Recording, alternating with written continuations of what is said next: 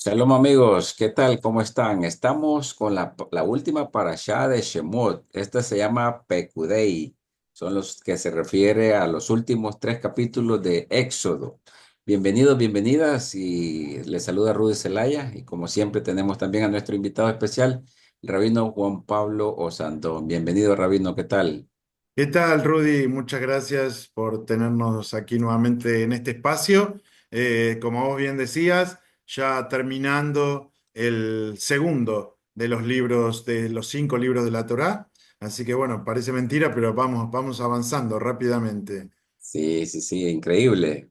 Bueno, Rabino, esta parashá Pekudei tiene que ver con la rendición de cuentas sobre todo lo invertido en la construcción del Mishkan, del tabernáculo y todos los elementos que lo conforman.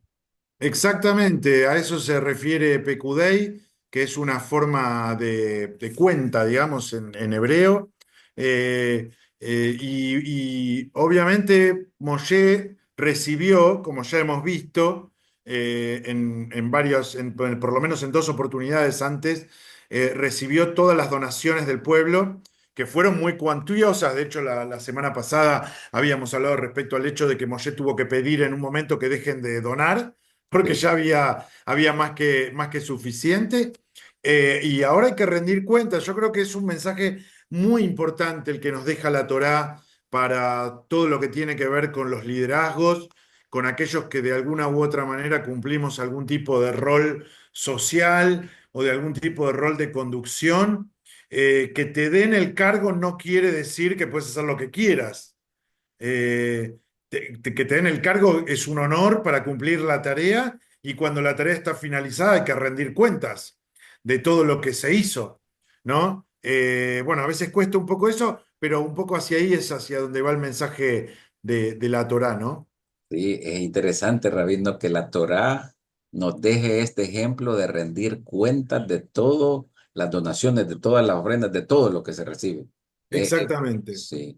Dice el 38:21. Estas son las cuentas del tabernáculo del testimonio, las que se hicieron por orden de Moisés. Es decir, Moisés viene como todo un líder y entrega cuentas. Mire, se utilizaron estos materiales, se administraron de esta manera, los recursos que nos dieron fueron estos.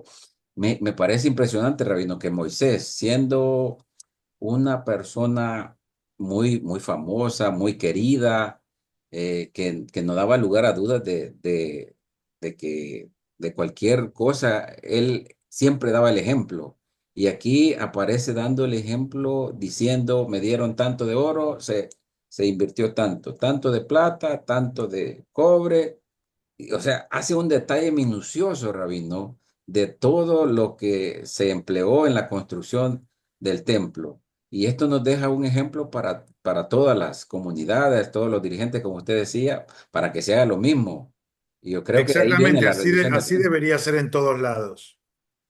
A veces quizás no se cumple, pero así debería ser en todos lados. Así, yo creo que es de poner como las barbas en remojo si no se está haciendo, ¿verdad?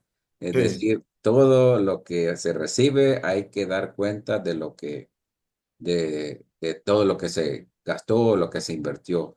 Podemos relacionar esto, Rabino, con que también nosotros vamos a tener que dar cuenta una vez estemos ante el Supremo Juez. Bueno, eso obviamente es lo lógico, ¿no? De absolutamente de todo hay que dar cuenta, y de todo hay que rendir. Bueno, nosotros en la tradición judía tenemos eh, varios momentos en el año de cuentas personales, ¿no? Pero sí, después al final de la vida hay que pagar la cuenta final, ¿no? Sí. Y bueno, Moisés como un gran líder, a pesar de que no estuvo él en la construcción en sí, pero él fue el responsable, él recibió el diseño y le dijo a Bezalel y a Oliab, así quiere Dios que se construya y ellos obedecieron y ahora viene él a dar la cara ante el pueblo y decir, esto se invirtió de lo que recibimos de ustedes.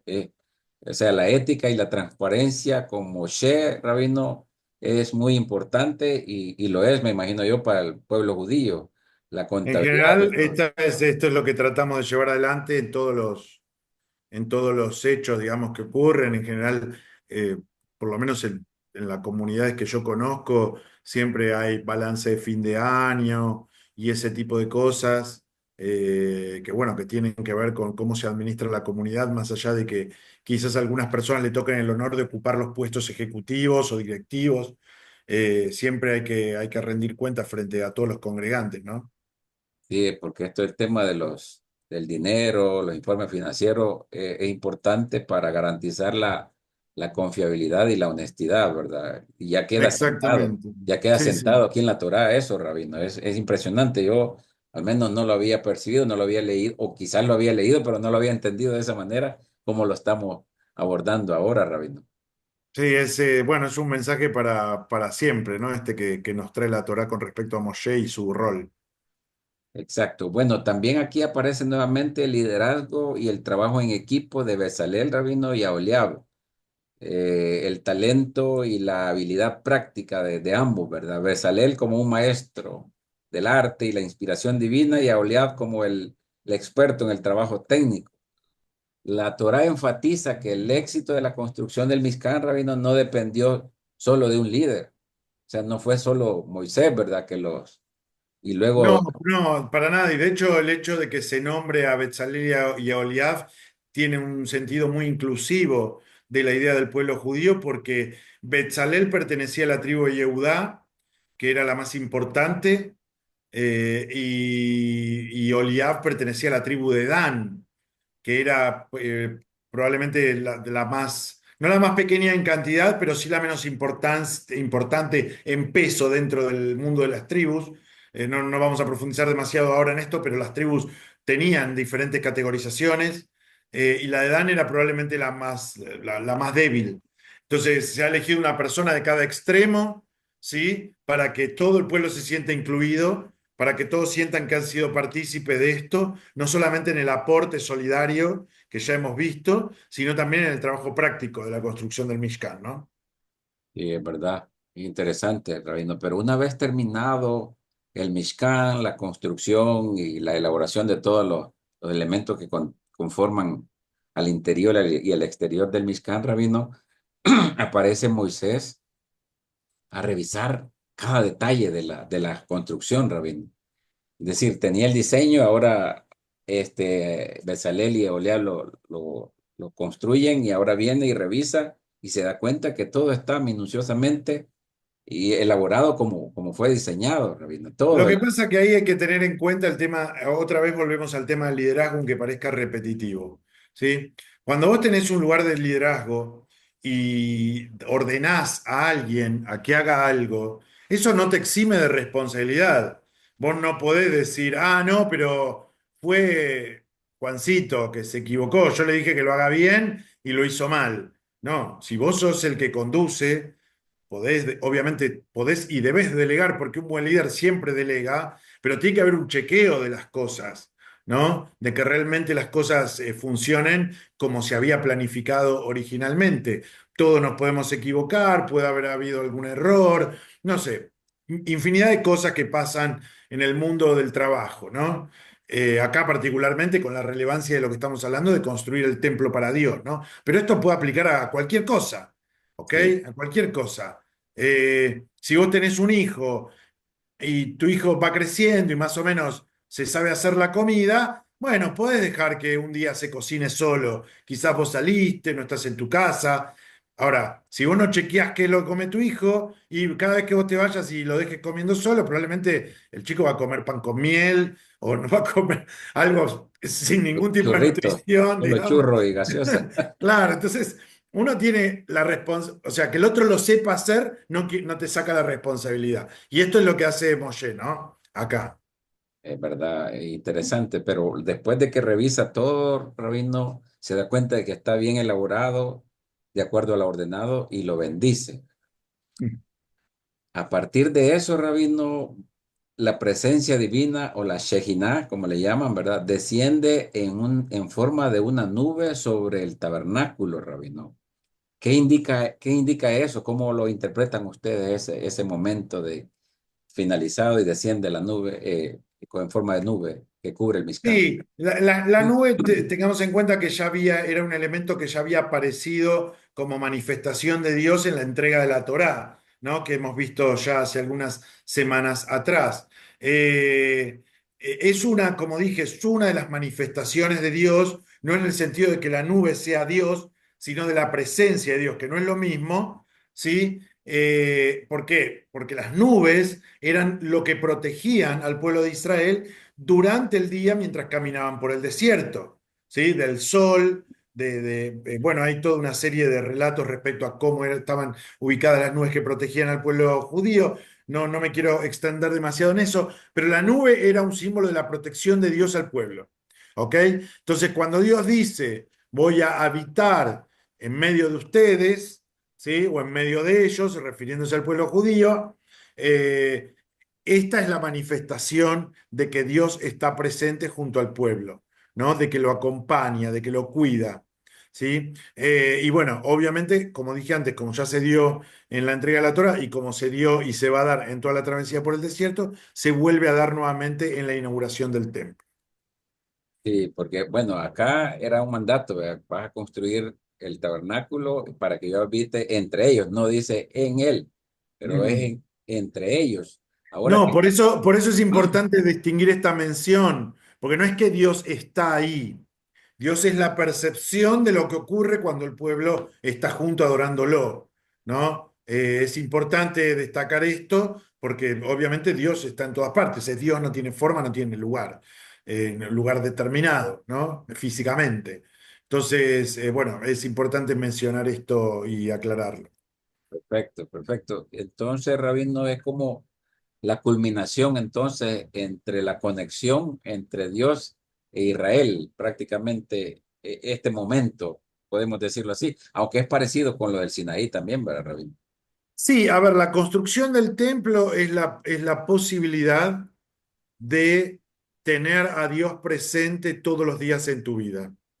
Obviamente pensado en un contexto como el del desierto y pensado en un contexto de un pueblo de esclavos que recién había sido liberado. ¿Sí? Con el devenir del tiempo, obviamente el judaísmo fue avanzando en la historia y el paso del tiempo ha hecho que algunas cosas vayan cambiando. Básicamente, la forma de comunicarnos con Dios hoy en día es a través de la palabra y ya no a través del sacrificio de animales, que era algo más propio de la antigüedad. Pero básicamente es eso, es trasladar una conducta de constancia a tener a Dios presente en tu vida todos los días. ¿Sí? Para el que no lo sabe, en el templo se hacían diariamente, además de todos los tipos, había como un estándar de 3 sacrificios diarios que se hacían en el templo. ¿Sí? Además después lo que llevaba la gente por sus transgresiones, errores, agradecimientos, etcétera, etcétera. Pero el trabajo del templo era 3 sacrificios diarios estándar todos los días. En festividades se agregaba alguno más, pero esa era como la base. Y esa hoy es nuestra forma de rezar. Los judíos rezamos 3 veces por día, a la noche, a la mañana y a la tarde, ¿sí? Que están tomados de ahí, digamos. Entonces, es como un paso eh, en el devenir del conocimiento del pueblo en cuanto a cómo vincularse con Dios. Un pueblo de esclavos que recién había salido de un mundo absolutamente politeísta necesitaba vincularse con Dios con los códigos de la época, que eran los sacrificios animales. Pasados los siglos, el pueblo cambia eso y empieza a comunicarse con Dios a través de la palabra. ¿Sí? Y algunos movimientos místicos dentro del judaísmo, esotéricos, que tenemos algunos, dicen que en un futuro la comunicación con Dios será a través de la meditación y la reflexión, que el ser humano ya no va a necesitar expresar con palabras. Bueno, todavía no hemos llegado a esa instancia. Actualmente nuestra mejor forma de expresión es la palabra y así lo hacemos. Ok. Y esa conexión, Rabino, o ese acompañamiento que tienen a partir del tabernáculo y que desciende la nube y que los va acompañando en todo el desierto, eh, de parte de los israelitas o de parte del judaísmo, cómo sería esa conexión? ¿Cumpliendo las mitzvot o cómo es, Rabino, para vivir esa conexión? Es que la conexión es justamente cumpliendo las mitzvot, como vos bien mencionás, los mandatos bíblicos. Eso es fundamental, pero siempre me gusta poner este pero. Los mandatos bíblicos son muy variados, ¿sí? Los mandatos bíblicos no refieren solamente a acciones religiosas, entre comillas, rezar, ¿sí? Y cuestiones que simplemente, que solo tengan que ver del vínculo del ser humano con Dios, sino que las mitzvot también incluyen cuestiones de vinculación ética entre las personas, ¿ok? Entonces, no se trata solamente de decir, me la paso todo el día rezando o me la paso todo el día hablando con Dios, sino que uno tiene que vivir una vida cotidiana normal, salir al mundo, vincularse con la gente, y en ese vínculo con la gente hay gran parte del cumplimiento de lo que Dios nos pide también. Tener una vida ética, tener una vida correcta, tener una vida educada, ¿sí? O sea que es una fusión de cosas, no es solamente una cosa. No solamente, cabal, como menciona, no solamente verme a mí y relacionado con Dios, cómo me relaciono yo con Dios, sino cómo me relaciono con mis semejantes y cómo todo esto me permite de alguna manera mejorar mi relación espiritual con Dios, ¿verdad? Exactamente. Interesante, Rabino. Luego dice el versículo 35 del capítulo 40, y no pudo Moisés entrar en la tienda de asignación porque la nube posaba sobre esta y la gloria del Eterno llenaba el tabernáculo, Rabino. ¿Por qué? Algunos podrían preguntar, ¿por qué la nube? ¿Porque acaso Dios no quería que lo vieran? O cómo, porque en una nube ya uno no puede ver nada, Rabino.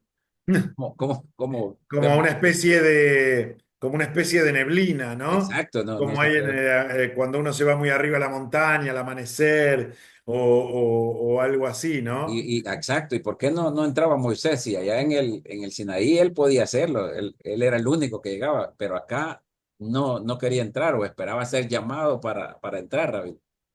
Sí, es un poco confuso el texto porque de hecho incluso parece que el 35 y un poco lo que sigue a continuación se hace como un poco contradictorio, pero básicamente tiene que ver con eso. Con la presencia divina, en este caso ni siquiera Moshe podía estar cerca, ¿sí? Y cuando la nube, esta presencia divina, se levanta, ahí el pueblo entra. Esto tiene que ver más que nada, es distinto a la entrega de los 10 mandamientos o a Seret Dibrot, como lo conocemos los judíos, en el sentido de que en los Seret Dibrot estaba claro que Moshe ocupaba un rol de receptor por su liderazgo. Pero como en el templo Dios dijo específicamente que voy a habitar entre ellos, ahí no podía haber privilegios. Obviamente había un grupo de gente que trabajaba, que llevaba adelante las cuestiones, que eran los sacerdotes, ¿sí? Pero los sacerdotes en el pueblo de Israel, a diferencia de los pueblos que estaban alrededor durante la antigüedad, no tenían un privilegio, más bien todo lo contrario. Ser sacerdote no estaba muy bueno, básicamente porque los sacerdotes no heredaron tierra, no podían generar ganancias, comían de lo que quedaba en el templo, de lo que la gente les daba, ¿sí? Si bien el pueblo siempre fue muy generoso en ese sentido, un sacerdote no podía decidir, ok, voy a agarrar mis bienes, los voy a invertir y de repente voy a crecer económicamente. No, era sacerdote toda la vida y aunque el pueblo fuera muy generoso, siempre ibas a vivir de lo que te dan. Y no es que ibas a tener tu propia tierra, ni tu propia casa, ni tu propio lugar. Entonces, ahí no había, en el templo no había privilegios para nadie. Ni siquiera Moshe podía acceder directamente antes que otros. Es verdad, aquí se ve la diferencia. En el Sinaí casi todos le decían, ve tú, nosotros aquí nos quedamos. Moisés podía ir, pero acá Moisés tampoco lo hace. Espera que lo llamen. Y bueno, Exactamente. ¿verdad? Y luego dice el versículo 36, cuando se alzaba la nube encima del tabernáculo, se movía el pueblo, caminaba.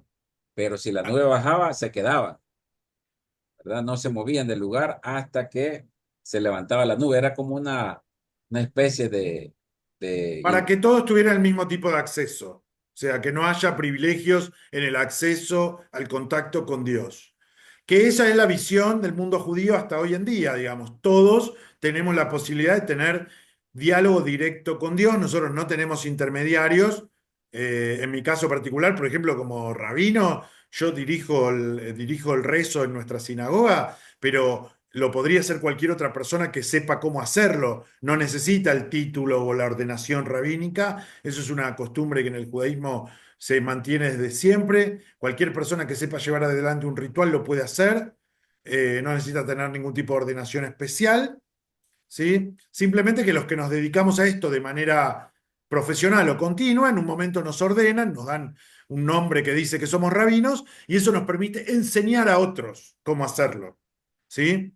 Pero esto es vigente en el judaísmo hasta el día de hoy. Cualquiera puede tener acceso directo con Dios y no necesita ningún intermediario. Interesante, Rabino, interesante. Luego viene otro elemento aquí, Rabino, aparte de la nube. De noche el fuego en él y de día la nube. Y los ojos de toda la casa de Israel estaban sobre el tabernáculo. Si era de día, pues la nube y de noche el fuego. Otra vez el fuego, Rabino. Esto tiene Eh, que ver con el clima del desierto. Alguien que sepa un poquito sobre el clima del desierto sabe que en el desierto durante el día hace mucho calor y durante la noche suele hacer bastante frío. Es muy cambiante de día a noche el clima del desierto. Entonces, la nube protegía de día para que el sol no calcine al pueblo judío, ¿sí? Y el fuego les daba calor de noche para que no murieran de frío en el medio del desierto.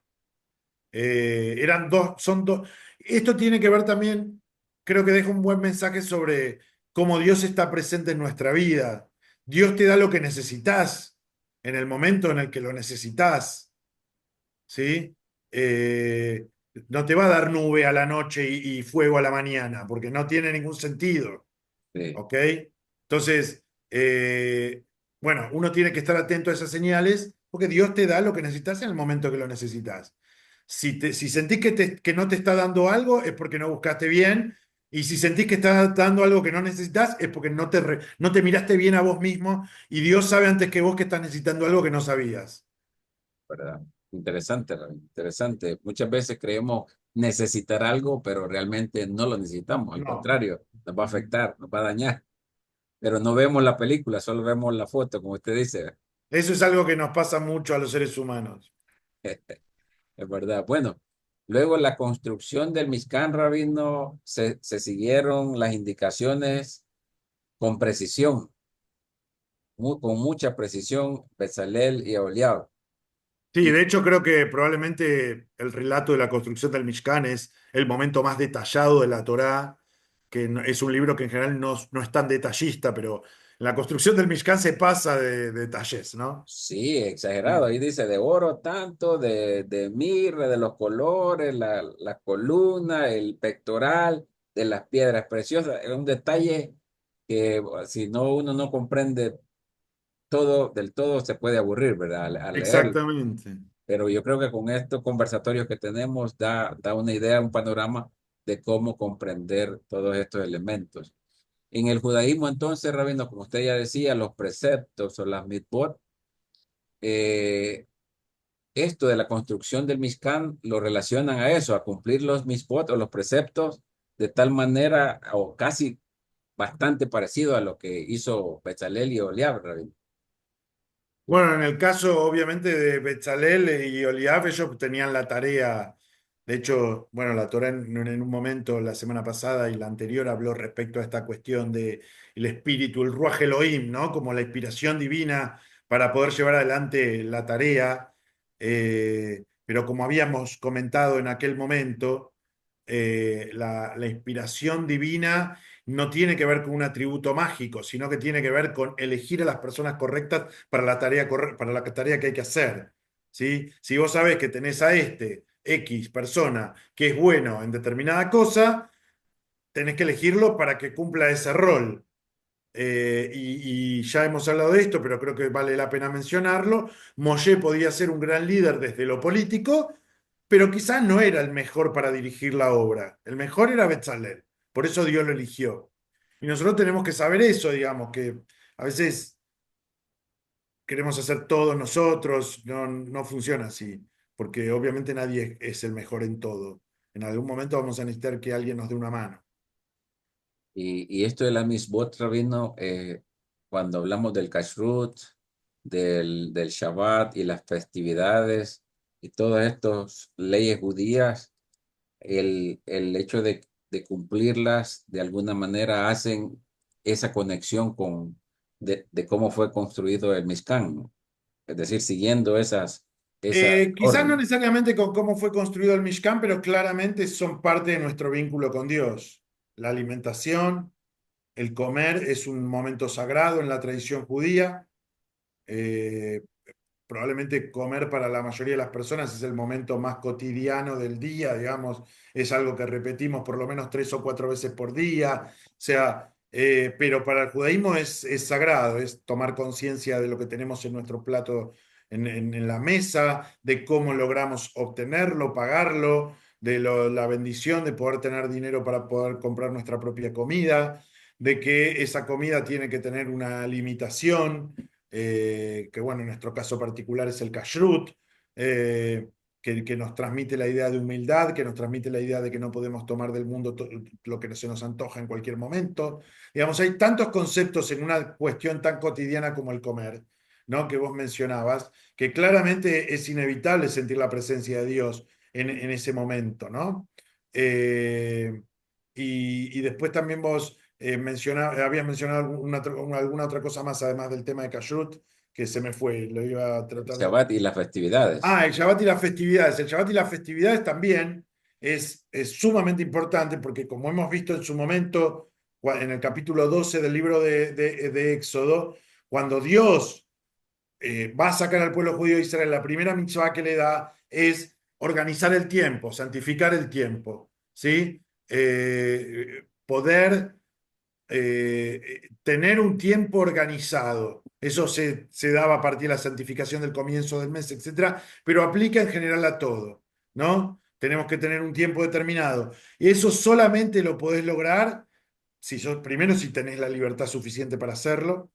Y cada uno de esos momentos te vuelve a conectar con Dios, con un valor de los que Él nos dejó, ¿no? La fiesta de la libertad en Pesa, la ley en Shavuot, ¿no? La trascendencia en Sukkot, el momento de evaluar nuestras acciones en el comienzo del año y en el Día del Perdón, en Rosh Hashanah y en Yom Kippur. Bueno, cada una de esas cosas te vuelve a conectar con Dios. Por eso tenemos tantas fiestas en el calendario hebreo, ¿no?